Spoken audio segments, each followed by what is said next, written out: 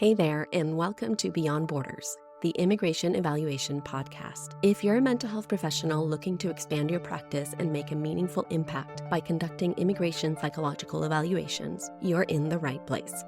I'm Dr. Mariella Shibley, and on this podcast, we dive into the ins and outs of conducting immigration evaluations, helping you grow your practice while helping families stay together. So let's get into it. Today, we're turning the focus inward, because this episode is about something that's not just helpful, but absolutely essential for anyone doing immigration evaluation work these days. And that is self-care. As you know, the stories that we hear from our clients are often filled with trauma, with fear, grief, and sometimes despair. And we bear witness to experiences many people never even imagine. Stories of persecution, violence, family separation, starting over with nothing.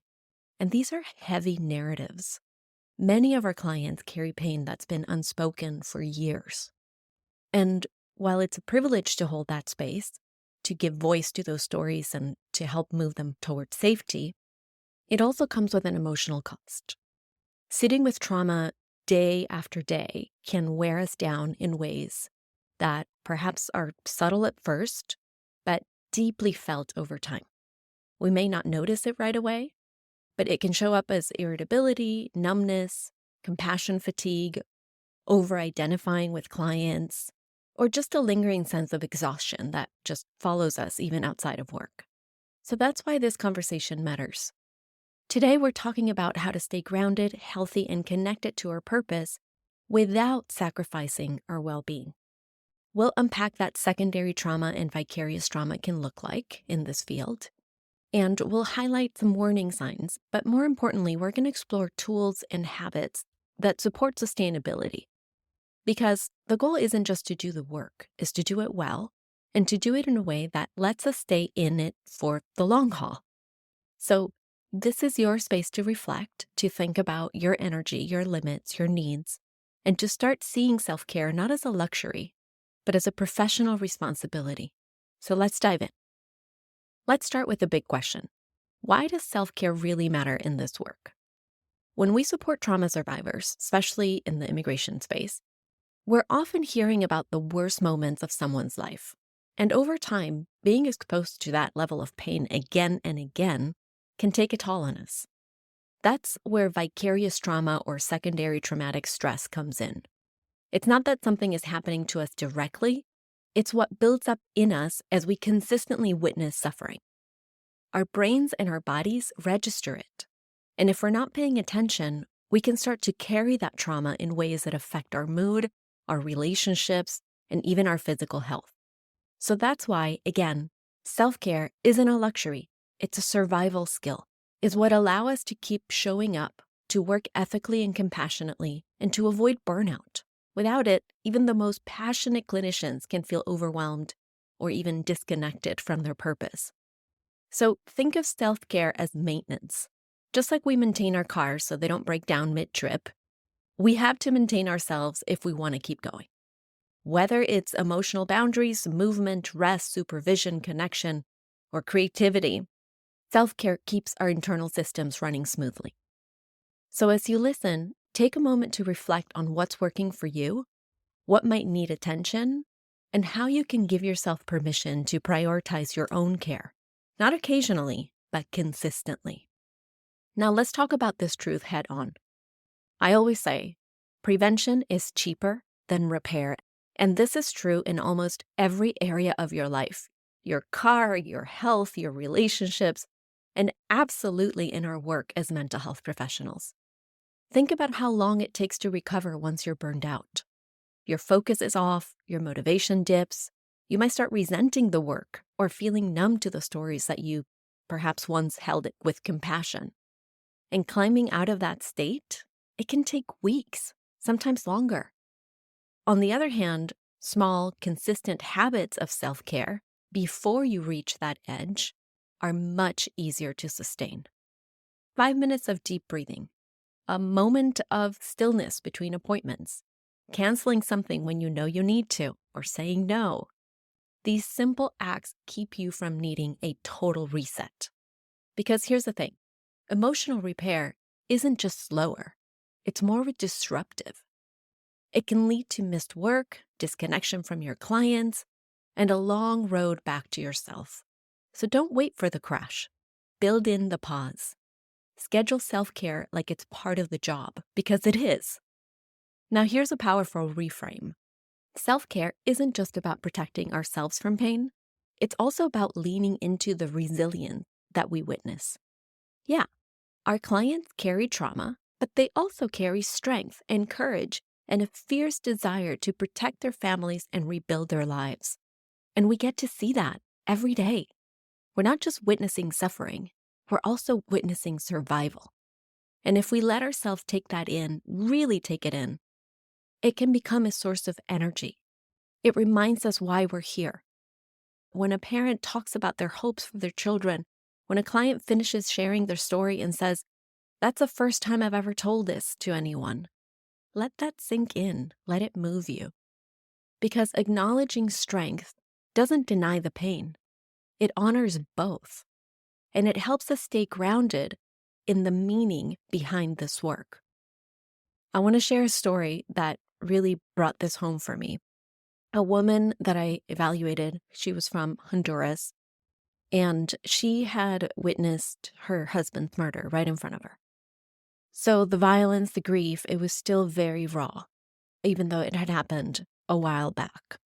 Her body language, her voice, everything about her communicated just deep, deep pain. So it was hard not to feel that pain with her.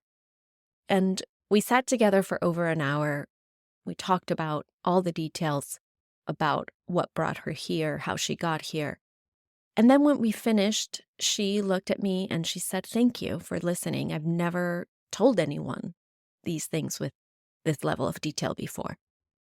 And so she, stood up, got her things and left. And I just sat there, just feeling the weight of her story like a stone on my chest, just thinking, I don't know what I would do in her position. I don't know how I would recover from this.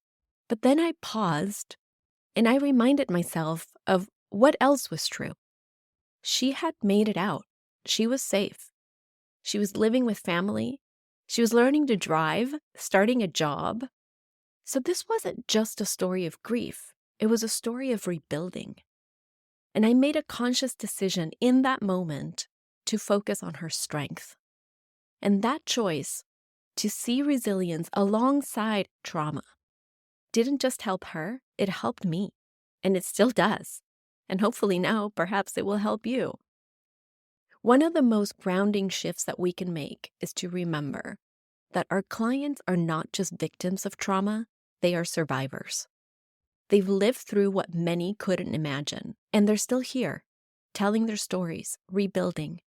And when we hold that truth, when we lead with it, it moves us from sorrow to purpose, from burnout to meaning, because what we do matters. When we ask the right questions, when we write thoughtful, trauma-informed reports, we're not just documenting. We're helping to restore someone's safety, someone's dignity, and their voice. And in doing that, we become part of their healing. And that's something to hold on to. Need extra support? My expert training in immigration evaluations is a comprehensive training program that teaches you to master all of the different types of psychological evaluations and how to confidently write reports that have attorney referrals lining up out your door. Now let's talk about one more essential part of self-care, not doing this alone. If you're in solo practice, hearing trauma stories and writing emotionally charged reports, it's easy to carry all of that silently. And silence can make the weight heavier. Yes, it might feel natural to debrief with a partner or a friend, but often they don't quite know how to hold what we're carrying. They might try to help. They jump right into problem solving or offering advice, or relate it back to their own experiences. But it can leave us feeling more alone. So that's why connection with trusted colleagues is so important, because other clinicians get it. They can listen without trying to fix it. They can hold space without rushing. And that connection can make all the difference. So whether it's a peer consultation group or a trusted colleague or even therapy, don't carry this work alone. Not only don't you have to, you shouldn't. And let's not forget, also, self-care is physical. You know the oxygen mask metaphor, right? About when you go on a plane, you put on the oxygen mask on yourself before you put it on somebody who needs help. Well, that still holds up. We can't pour from an empty cup. So we want to take care of the basics. Sleep, chronic sleep loss feels a lot like burnout. It blurs focus, it dulls your empathy, and it steals your energy. Nutrition, food fuels the brain. When we're undernourished, we're more easily dysregulated. And then movement. Movement is very healthy. It doesn't have to be a workout, just a walk, stretching, dancing in your kitchen, if that's your thing. Anything that resets your nervous system. And joy, yes, joy is clinical. Making time for pleasure, reading, music, crafts, animals, laughter, hanging out with friends. Not as a reward for surviving the week, but as part of what sustains you.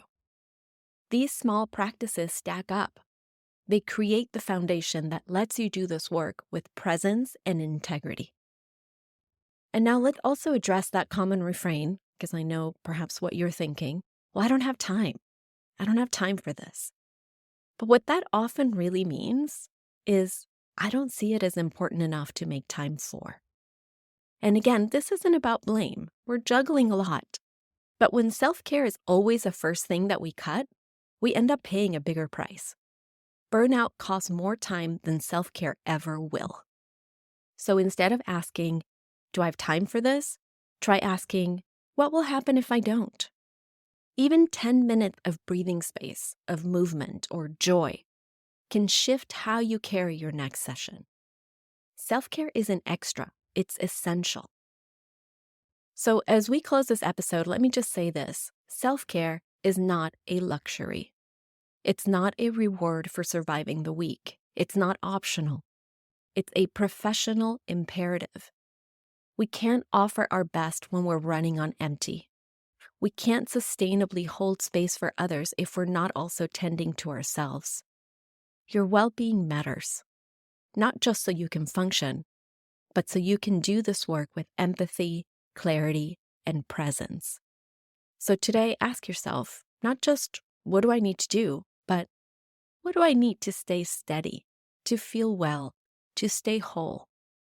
You deserve that, and so do the people that you serve. Before we close, I want to share something also that's a little more personal, something that's become a guiding principle for me in how I approach both life and work. We spend so much time focusing on what's wrong in the world, on the suffering, the loss, the injustice, and sometimes without even realizing it, we forget to notice what's right, what's good, what's still here.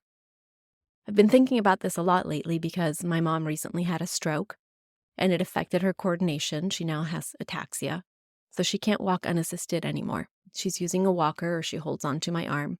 And it's such a contrast from how she's always been. People used to actually comment on her energy and the pep in her step. She was always on the move, quick, independent, full of life.